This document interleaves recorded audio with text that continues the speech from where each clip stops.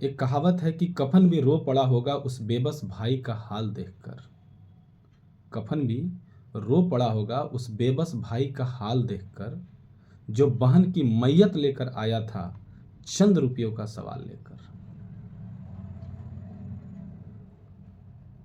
यह कहानी है उड़ीसा के कयंझूर इलाके की एक व्यक्ति की, जिसकी उम्र लगभग 50 से 60 साल के बीच है।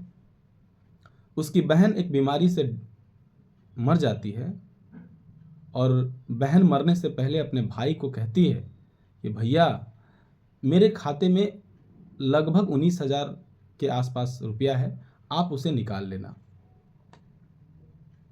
भाई बड़ी भावुक होता है और आप तो समझते हैं कि भाई और बहन का कितना अटूट बंधन होता है। भाई अपनी बहन का दाह संस्कार बगल के एक कब्रिस्तान में जाकर कर देता है और असली खेला अब शुरू होता है। वहां से मृत्यु प्रमाण पत्र के लिए भाई जो है ब्लॉक जाता है, अंचल जाता है, कर्मचारी से मिलता है।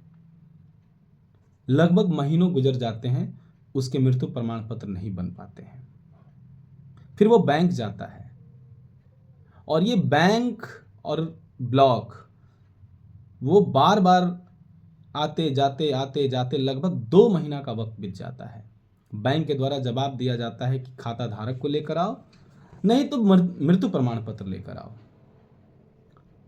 भाई बोलता है कि मृत्यु प्रमाण पत्र तो पॉसिबल नहीं है, नहीं मिल पा रहा है, आप मेरे गांव चलिए। बैंक वाले को कहता है कि आप मेरे गांव चलिए और आसपास के इलाकों में पता कर लीजिए कि मेरी बहन की मृत्यु हुई है कि नहीं हुई है। तो बैंक मैनेजर बड़े कड़े शब्दों में बोलते हैं कि आप खाता धारक को लेकर आइएगा तो आपको पैसा मिल जाएगा, मृत्यु प्रमाण पत्र की जरूरत नहीं पड़ेगी।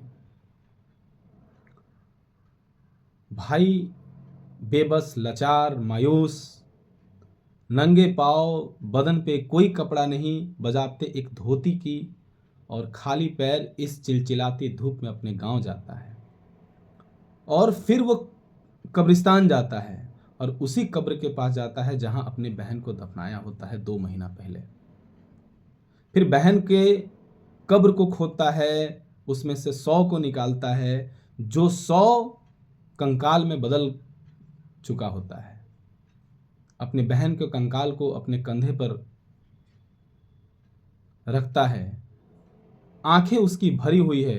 आप कल्पना करिए कि उसका दिल कितना उस समय रो रहा होगा। मतलब ये कल्पना से परे बात है। अपनी बहन के कंकाल को कंधे पर लगाकर 5 किलोमीटर, ना बदन पे कपड़ा है, ना पैर में चप्पल है, और वो चिलचिलाती धूप में फिर बैंक पहुंचता है और बैंक मैनेजर को कहता है कि साहब, हम अपनी बहन को लेकर आए हैं, अब तो मेरा पैसा निकाल दीजिए। इससे बड़ा अब साक्ष्य क्या हो सकता है कि मेरी बहन मर चुकी है। आसपास में जितने भी इस घटना को लोगों ने देखा, लोगों की आंखें खुली की खुली रह गई। सवाल ये नहीं है कि आपने इस देश के लिए क्या किया है। सवाल ये है कि इस देश में जितने भी संस्थाएं चल रही है, चाहे वो बैंक हो, रेलवे हो या एनीवे कुछ भी हो, वो संस्था ने इस देश के सिस्टम को क्या दिया। क्या इंसानियत मर चुकी है?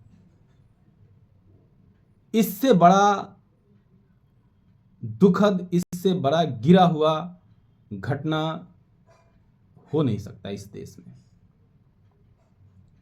कभी कभी तो मुझे बिलीव ही नहीं होता है कि क्या मैं उस देश में जी रहा हूं, उस समय काल में जी रहा हूं जहां पे हम कल्पना कर रहे हैं पृथ्वी को छोड़कर दूसरे ग्रह पर जीवन बसाने के लिए।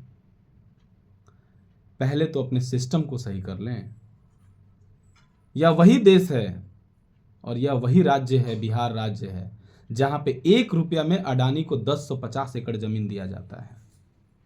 लेकिन एक लाचार, गरीब, बेबस को यहां पे 20,000, 40,000, 1 लाख, 2-2 लाख रुपया चढ़ावा देने के बाद में भी उसको सरकार के द्वारा घर नहीं मिलता है।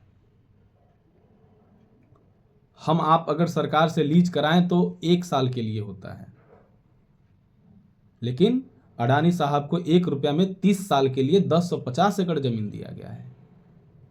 ना जाने बैंक कितने नेताओं को, ना जाने बैंक कितने बिजनेसमैन को करोड़ों अरबों रुपया माफ कर चुका है।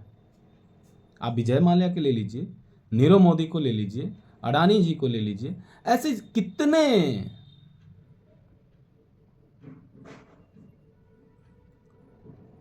फिर वही है ना कि इस देश में गरीब को हमेशा कुचला गया है, हमेशा उसके जमीर से खेला गया है।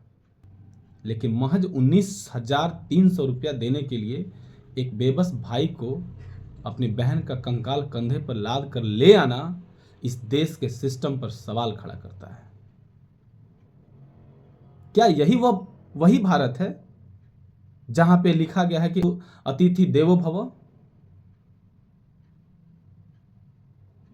क्या वही भारत है जहां पे ये सिखाया जाता है कि इंसानियत सबसे बड़ा धर्म है? हम करोड़ों अरबों रुपया ऐसे ऐसे लोगों को माफ कर देते हैं जिसके पास अरबों खरबों का एसेट है।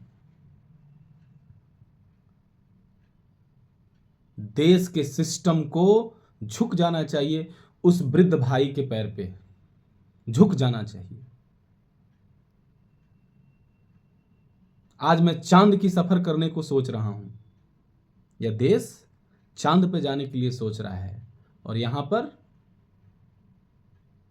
गरीब को किस लेवल पे टॉर्चर किया जा रहा है आप कल्पना नहीं कर सकते हैं।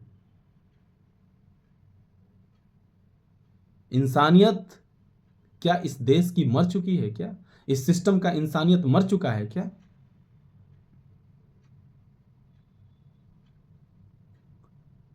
हम आपसे आग्रह करते हैं कि इस वीडियो को शेयर करिए कि जो भी इसमें इंसानियत को टॉर्चर किया है उसको कठोर से कठोर दंड मिले।